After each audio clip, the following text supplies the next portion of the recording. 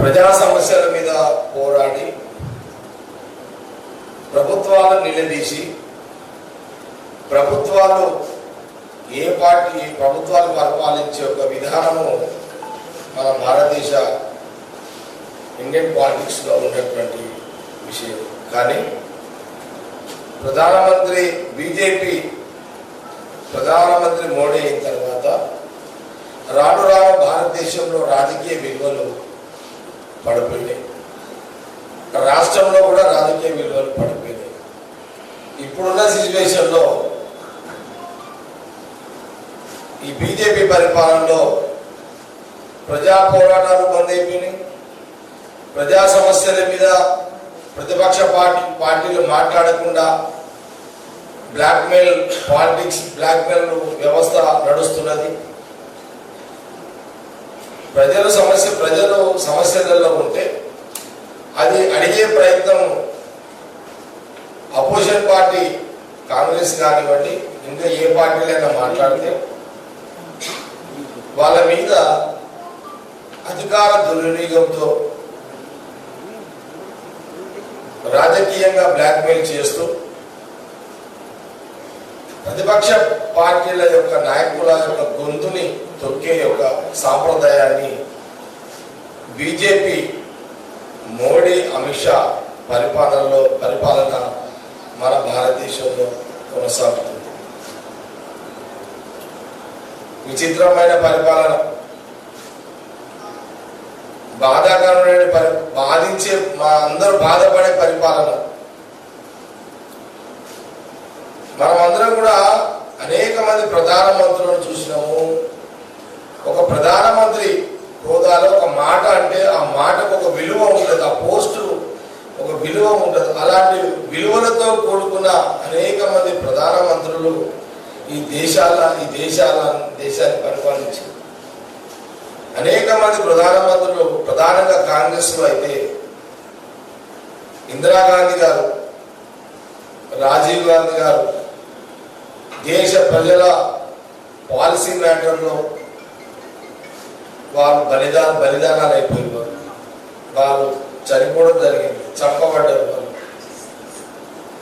ఇది ప్రధానమంత్రులు ఆ రోజు ఇందిరాగాంధీ గారు, తర్వాత రాజీవ్ గాంధీ గారు. ఇప్పుడు రాను రాను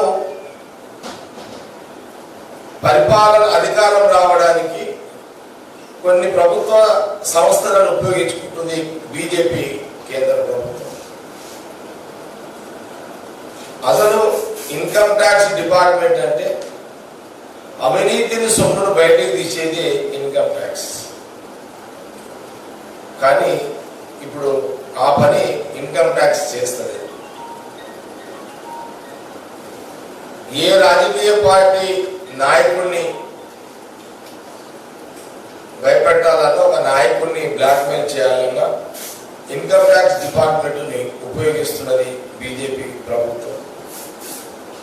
అట్లాగే సిబిఐ, అట్లాగే ఈ మధ్య కాలంలో మనం చూస్తున్నాము ఈడీ డిపార్ట్మెంట్. అసలు ప్రధానమంత్రిని ఏం అడగొద్దా కాంగ్రెస్ పార్టీ నాయకత్వం ఢిల్లీలో? సోనియా గాంధీ, రాహుల్ గాంధీ, కాంగ్రెస్ పార్టీ ప్రధానమంత్రి మోడీ గారు ఇచ్చిన హామీలు విస్మరించి హామీలను పక్కకు పెట్టి కేవలము ఒక మతం పేరు మీద, హిందూ అనే ఒక మతం పేరు మీద రాజకీయాలు చేస్తూ సెక్యులర్ భావాలను, సెక్యులర్ మనుషుల మీద భేదాభిప్రాయాలు తెస్తూ ఇలాంటి పరిపాలన కొనసాగుతుంది. మనం అందరం చూస్తున్న ప్రజలు కూడా ఎందుకు ఆలోచన చేస్తలేరు? ఎందుకు ఎమోషన్స్ మీరు అందరూ పోతున్నారు? చూడండి, భాగ్యనగరం హైదరాబాద్లో 2-3 సీట్లకే ఎప్పుడు పరిమితమయ్యే బీజేపీ ఒక భాగ్యలక్ష్మి దేవాలయం పేరు మీద 45 సీట్లు కార్పొరేటర్లు గెలిపించడం జరిగింది. జనాలు ఎందుకు దీన్ని అర్థం చేసుకుంటారు? మీ జీవితాలు మీరే ఖరాబ్ చేసుకుంటున్నారు. మీ భవిష్యత్తు, మీ పిల్లల భవిష్యత్తు మీరే ఖరాబ్ చేసుకుంటున్నారు. ఒక భాగ్యలక్ష్మి దేవాలయానికి అందరము పోతాము మొక్కడానికి. కానీ విచిత్రం ఏంటంటే ఒక బండి సంజయ్ పోయి కొబ్బరికాయ కొట్టాకని, ఒక అమిత్ షా పోయి ఒక కొబ్బరికాయ కొట్టాకని, మరి ఆ అమ్మవారు ఎందుకు వీళ్ళకి 45 సీట్లు ఇచ్చిందో అర్థం కాలేదు. ఏముంది ఇది? అదే మేము అర్థమైతే లేదు. ఇదంతా ఒక భాగ్యలక్ష్మి దేవాలయం అమ్మవారే. మరి అమ్మవారు ఇచ్చిరా, అమ్మవారు మరి వీళ్ళు అమ్మవారిని మరి ఏం జరుగుతుందో అర్థమైతే లేదు. మొత్తం భాగ్యలక్ష్మి దేవాలయం పేరు మీద అయితే ఒక 2 సీట్లకే 3 సీట్లకే పరిమితమయ్యే హైదరాబాద్ కార్పొరేటర్ బీజేపీ సీట్లు 45కి వచ్చినాయి. దేశంలో రాముడు, తెలంగాణలో భాగ్యలక్ష్మి. ఇది అవసరాన్ని బట్టి బీజేపీ నాయకులు హస్త్రంగా వాడుతున్నారు. ఇది కానీ ఇవన్నీ ఎందుకు చెప్తున్నానంటే ప్రజలు కూడా ఈ మీడియా ద్వారా ప్రజలు ఎంతమంది చూస్తున్నారో లేదో నాకు తెలియదు. కానీ ఈరోజు మీడియా కూడా ఈ మీడియా ద్వారానే ప్రజలకు ఎంతమంది అయితే ఈ మీడియా మేము ఇచ్చే మెసేజ్, మేము ఇచ్చే ప్రెస్ మీట్ల ద్వారా మీ భవిష్యత్తు కోసమే, కాంగ్రెస్ పార్టీ మీ భవిష్యత్తు కోసమే మేము ఇబ్బందులు పడే ప్రయత్నం చేస్తున్నాము. మేము కష్టాల పాలవుతున్నాము. మేము రూలింగ్ పార్టీ కొట్లాడి అడ్డమైన కేసులు చేసుకొని బాధలు పడుతున్నాము. ఈరోజు చూడు, రాహుల్ గాంధీ గారు వారం రోజుల నుంచి మోడీ గారి డైరెక్షన్ లో, అమిత్ షా గారి డైరెక్షన్ లో 12 గంటలు 13 గంటలు ఢిల్లీలో ఈడీ ఆఫీసులో అధికారులు ఆయన కూర్చోబెట్టి ప్రశ్నిస్తున్నారు. నేషనల్ హెరాల్డ్ పేపర్ అది కాంగ్రెస్ పార్టీ స్వతంత్రం రాకముందు పెట్టినటువంటి పత్రిక. అరే దాని మీద ఒక రాధాంతం దాన్ని అడ్డం పెట్టుకొని రాహుల్ గాంధీ గారికి పత్రికల్లో ఉన్న పైసలు అవసరమా? రాహుల్ గాంధీ గారు చిటికేస్తే ఎక్కడి నుంచి రావు పైసలు? 55 ఏళ్ల చరిత్రలో కాంగ్రెస్ పరిపాలించింది.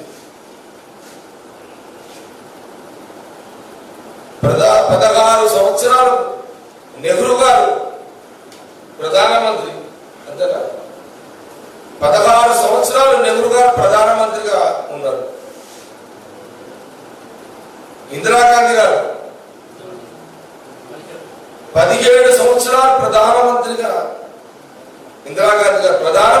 ఉన్నారు.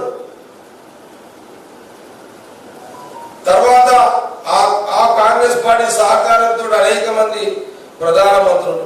పివి నరసింహారావు గారు కూడా 5 ఏళ్ళు ప్రధానమంత్రిగా ఉన్నాడు కాంగ్రెస్ పార్టీ ప్రభుత్వం. మన్మోహన్ సింగ్ గారు, సోనియా గాంధీ, రాహుల్ గాంధీ గారి నాయకత్వంలో యూపీఏలో 10 సంవత్సరాలు మన్మోహన్ సింగ్ గారు ప్రధానమంత్రి. ఒకవేళ ఎన్ని సంవత్సరాలు మొత్తం కడితే రాజీవ్ గాంధీ గారు 5 ఏళ్ళు ప్రధానమంత్రి. టోటల్ గా 55 సంవత్సరాలు మరి కాంగ్రెస్ పార్టీ పరిపాలించింది, ఆ కుటుంబం పరిపాలించింది. ఒక్కసారి నాసుంటుడు లీడర్ అయితే పైసలు సంపాదిస్తున్నాడు.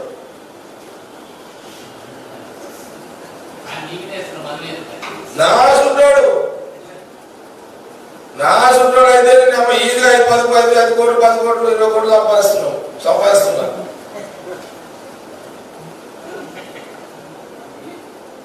యాభై 55 ఏళ్ళు ప్రధానమంత్రిగా ఉన్న కుటుంబము వాళ్ళు సంపాదించుకోవాలనుకుంటే ఎన్ని కోట్లు సంపాదించవచ్చు. ఈ బుద్ధి జ్ఞానము బీజేపీ ప్రభుత్వానికి లేదా? ఈడీ డిపార్ట్మెంట్ అధికారులకు లేదా ఈ బుద్ధి? 55 ఏళ్ల ఈ దేశాన్ని పాలించిన ఆ కుటుంబము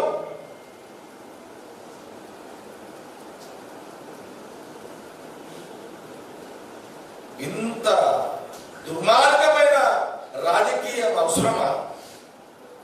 నేను అడుగుతున్నా, కాంగ్రెస్ పార్టీ అడుగుతున్నది, ఎన్నేళ్ళు బతుకుతారా మీరు ఈ రాజకీయాలు, ఈ చిల్లర రాజకీయాలు చేసి?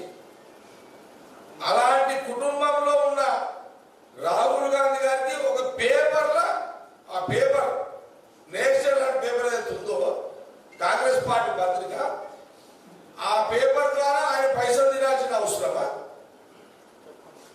రాహుల్ గాంధీ గారికి? మా తెలంగాణ మాకు చెప్తే మేము తీసుకోపోమా పైసలు? కాలు ఫోన్ కొడితే ఉత్తరు మా దగ్గర. ఈ కర్మ, ఈ అవసరమా? రాజస్థాన్ ఫోన్ చేస్తే ముఖ్యమంత్రి ఎవరు లేరు, ఇప్పటికీ కొన్ని రాష్ట్రాలు ఉన్నాయి కదా.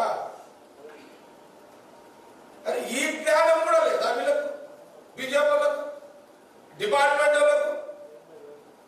ఇంత చిల్లర వ్యవహారమా ఆ కుటుంబం పట్ల?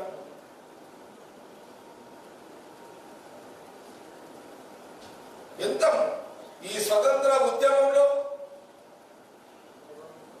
మరి వాళ్ళ జీవితాలు త్యాగం చేసిరా? ప్రజలు కూడా ఆలోచన చెయ్యండి. వాళ్ళ జీవితాలు, వాళ్ళ వయసు, వాళ్ళ జీవితాలు, వాళ్ళ సుఖాలు, వాళ్ళ ఆనందాలు, వాళ్ళ సంతోషాలు ఎన్నో వాళ్ళు వదులుకున్నారు. వాళ్ళన్నీ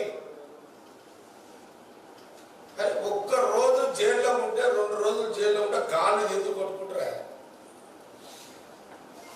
జోక్ కాదు. స్వతంత్ర టైంలో ఆ రోజు గాంధీ గారితో పాటు నెహ్రూ గారు 16 సంవత్సరాలు జైల్లో ఉన్నారంటే పిల్లల పరిష్కారమా? ఇందిరాగాంధీ గారు ఒక చిన్న వయసులో ఆమె ఒక 6 ఏళ్ళు జైల్లో స్వతంత్రం కోసం ఉన్నదంటే పిల్లల పరిష్కారమా?